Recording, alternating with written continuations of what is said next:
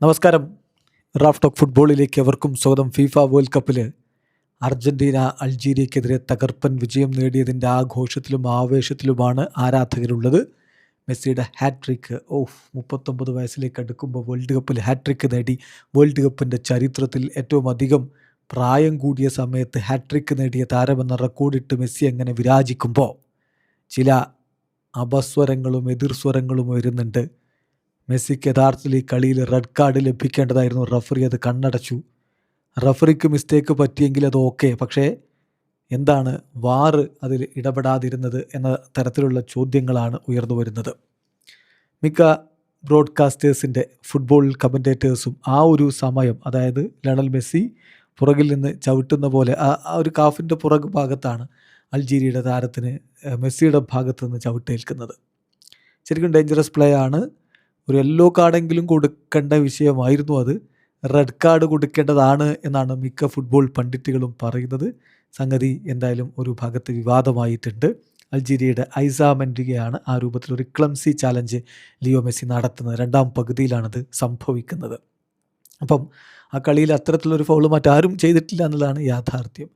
എന്തായാലും ESPNൻ്റെ former Manchester city player കൂടിയായിട്ടുള്ള നെഡും ഒനൗഹ കമൻട്രിക്കിടയിൽ പറഞ്ഞത് തീർച്ചയായിട്ടും അതൊരു റെഡ് കാർഡാണ്, ഒരു സംശയവും വേണ്ട. പ്രോബബ്ലി ഞാൻ മനസ്സിലാക്കുന്നത് റഫറിക്ക് അവിടെ മിസ്റ്റേക്ക് പറ്റി എന്നുള്ളതാണ്.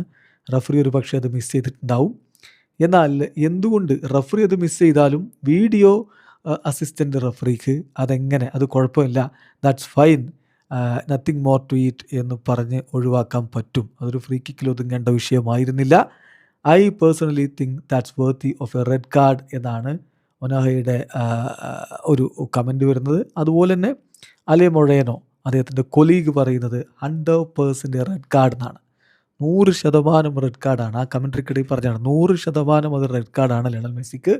അദ്ദേഹത്തെ തീർച്ചയായിട്ടും എക്സ്പെൽ ചെയ്യേണ്ടതായിരുന്നു എന്ന് പറഞ്ഞു. ഇതേ രൂപത്തിൽ തന്നെ പല പല സോഷ്യൽ മീഡിയ ഹാൻഡിലുകളും എടുത്തുപയോഗിക്കുന്നുണ്ട്. Messi FIFA boy, no red card, other players for same offence a straight red card എന്ന് പറഞ്ഞുകൊണ്ട് മെസ്സിയെ റഫറിയും ഫിഫയും ഒക്കെ പ്രൊട്ടക്റ്റ് ചെയ്യുന്നു എന്ന തരത്തിലുള്ള വാദങ്ങൾ പലരും ഉയർത്തുന്നുമുണ്ട്. എന്തായാലും അത് വളരെ ഡേഞ്ചറസ് ആയിട്ടുള്ള ഒരു ആക്ട് തന്നെയാണ് മെസ്സി നടത്തിയത് എന്ന കാര്യത്തിൽ തർക്കമേയില്ല.